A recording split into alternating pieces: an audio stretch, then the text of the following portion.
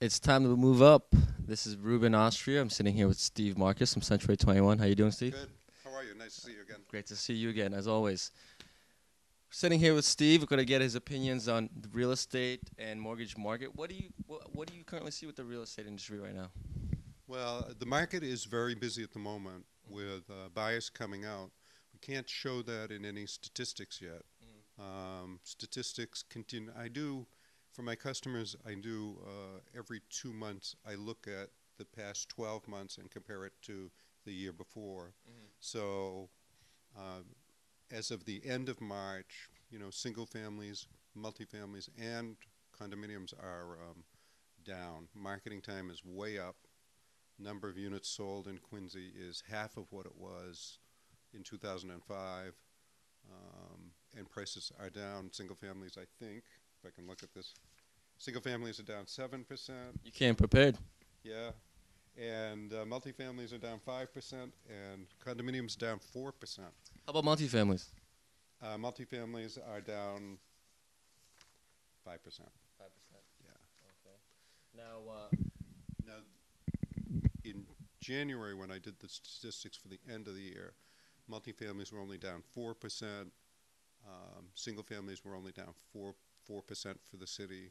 So, this is a real change from the end of December, 2006 to 2005. Now we've seen more of a deterioration in prices. Marketing time is way up. We're selling half the units in some cases of what we sold last year. But our office is really busy. We're selling a lot of stuff right now. Properties that are priced well for this market or slightly underpriced are still getting multiple offers. And people are saying, well, how come in this market you get more than one offer? And it's just true in any market that once for that market a property reaches the price where it's a fair market value, then the buyers will come out of the woodwork. Some of the sellers don't like what they're getting for prices. what do you see in the coming months? There's predictions are all over the place. Last week, the Wall Street Journal had an article on that the National Association of Realtors says it's going to deteriorate, and they were invoking the Great Depression and a slide in real estate prices. Multiple Listing Service, whose economist is coming around in a couple of weeks from the National, does a very detailed report on the Multiple Listing Service. They have an economic report. The latest one that came out for year end is saying that actually there'll be an increase by the end of the year. Now, that may be correct. We're certainly seeing some indication of that with the current buying activity. Now, how, in your opinion, how has the things about the mortgage industry and the troubles people have had with loans, foreclosures, defaults, how do you think that has affected maybe people's opinion to buy or sell? Well, you'd know more about the mortgage business than I would, but Right. definitely it would, people who had a pre-approval for 100% mortgage or mortgages with less than, say, 5% down should definitely call their broker back and get reapproved again because standards are changing for people with less than wonderful credit. So they may want to, look at that again. And it looks like there'll be some further tightening. Right.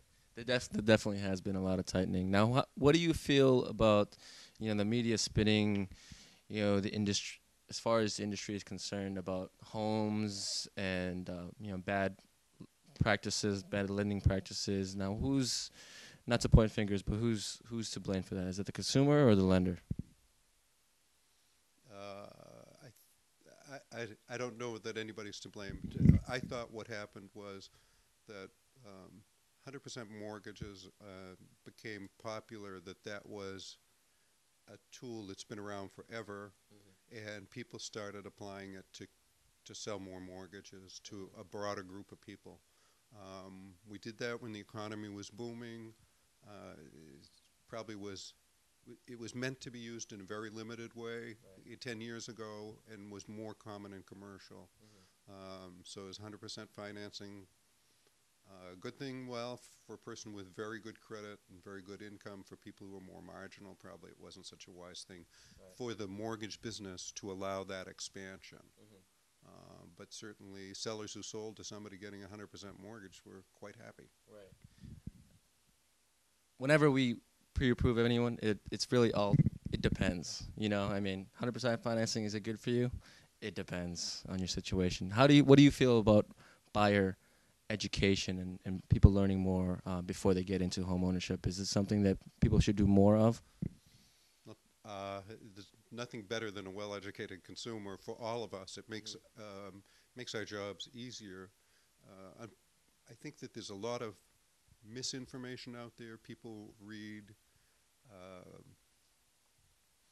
negative economic reports and think that the world is going to fall apart and things like this, or people read articles about um, why people are having trouble selling houses, and it's not necessarily true. Real estate is like politics. It's all very local.